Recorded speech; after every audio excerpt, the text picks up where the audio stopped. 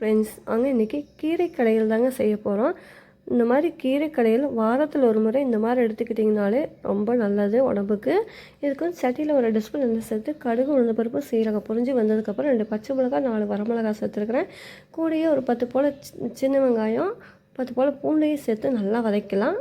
இந்த கீரைக்கு வந்து இந்த மாதிரி வெங்காயம் பூண்டெல்லாம் சேர்த்தும் போது ரொம்ப டேஸ்ட்டு சுவையும் ரொம்ப நல்லா இருக்குங்க.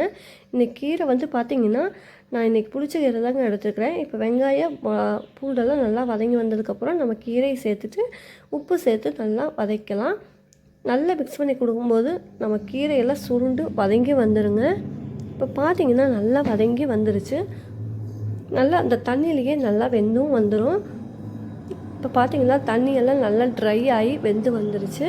இப்போ இது கூடயே 1/4 டீஸ்பூன் மிளகாய்த்தூள், 1/4 டீஸ்பூன் கம்மியாக மஞ்சள்தூள் சேர்த்துருக்குறேன். அதையும் சேர்த்து நல்லா மிக்ஸ் பண்ணி கொடுத்துட்டு பருப்பு மத்து வச்சு கடைஞ்சிக்குங்க.